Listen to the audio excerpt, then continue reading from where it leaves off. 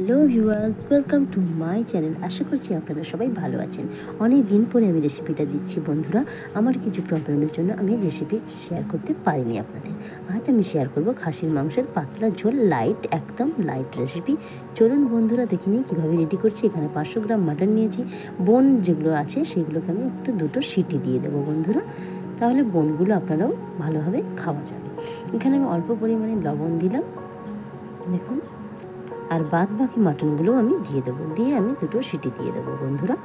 দেখুন হয়ে গেছে আমার সিটি। বন্ধুরা আমি সিটি এই জন্য দিচ্ছি, তাহলে মাংসর পর আমাকে আর সিটি দিতে হবে না, একবার আমি কড়াইতে কষিয়ে রান্না করে নেবো। দেখুন বন্ধুরা মাটনগুলো ছেঁকে নিয়েছি, এই জলটা রেখে দেবো। জলটাতেই কিন্তু আমি বারে বারে তরকারিতে দেবো। আলুগুলো দেখুন ভেজে নিয়েছি, অল্প পরিমাণে একটুখানি আমি হলদি গুঁড়ো অ্যাড করেছি যাতে কালারটা ভালো আসে। তেলের ওপরে দেখুন আমি হাফ টেবিল চামচ আমি চিনি দিয়েছি কালার করার জন্য। দেখুন চিনিটা একটু লালচে কালার এসে যাবে, তখন আমি এর মধ্যে দুটো তেজপাতা, একটু গোটা জিরে আর গোটা গরম মশলা থেঁতো করে দিয়ে দিলাম। তার উপর আমি পেঁয়াজগুলো, আমি দুটো বড় সাইজের পেঁয়াজ এখানে দিয়েছি বন্ধুরা। পেঁয়াজ যদি অল্প দেন তাহলে তরকারিটা পাতলা হবে, পেঁয়াজের পরিমাণ বেশি হলে তরকারিটা গাঢ় হয়ে যাবে। এখানে আমি রসুন বাটা 2 টেবিল চামচ দিয়েছি, একটা বড় সাইজের টমেটো দিয়েছি, 2 টেবিল চামচ আমি আদা বাটা। রসুন আর আদার আমি সমানভাবে নিয়েছি। ভালো করে মশলাটা কষিয়ে নিলাম। এখানে আমি লঙ্কা গুঁড়ো অ্যাড করেছি 2 টিস্পুন। বন্ধুরা আপনারা আপনাদের ঝাল অনুপাতে লঙ্কা গুঁড়ো দেবেন। আমি এখানে 4টে কাঁচা লঙ্কাও দিয়েছি, আর এখানে লঙ্কা গুঁড়ো দিয়ে তারপরে হলদি গুঁড়ো অ্যাড করেছি। তারপর অল্প পরিমাণে একটু জল দিয়ে মশলাটাকে ভালো করে কষিয়ে নেব বন্ধুরা। ঝালটা আপনারা আপনাদের প্রয়োজন মতো দেবেন। এখানে আমি মাটনগুলো দিয়ে দিয়েছি, দেখুন সেদ্ধ করা মাটনগুলো।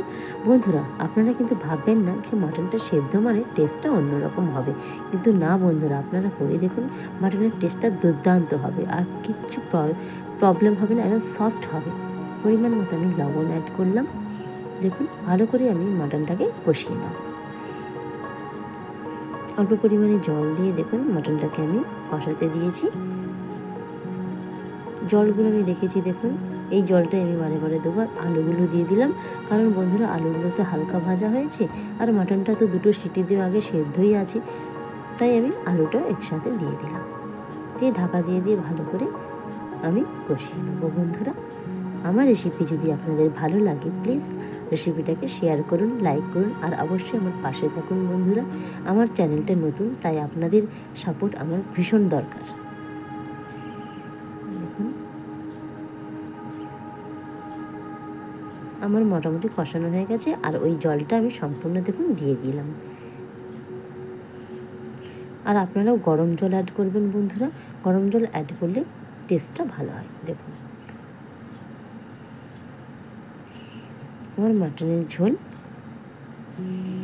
দেখুন হয়ে এসছে প্রায়, আলুটাও আমার সেদ্ধ হয়ে গেছে বন্ধুরা।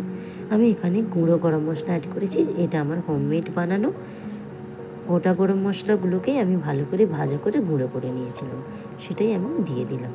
দেখুন ঢাকা দিয়ে আমি গ্যাসটা বন্ধ করে দিলাম। দেখুন দেখুন কালারটা আমার কত সুন্দর হয়েছে, আর লাইট হয়েছে বন্ধুরা। আমি খুব রিচ এটা বানাইনি।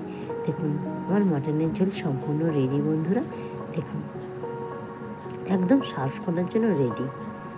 চলুন সার্ভ করে নিই বন্ধুরা। আমি ওইখান থেকে কাটিয়ে আপনাদের সার্ভ করে দেখাচ্ছি, আপনারা কিছু মনে করবেন না বন্ধুরা। আর যদি আমার রেসিপি ভালো থাকে অবশ্যই লাইক করবেন, কমেন্ট করবেন, শেয়ার করবেন, আর অবশ্যই আপনারা সুস্থ থাকবেন, ভালো থাকবেন।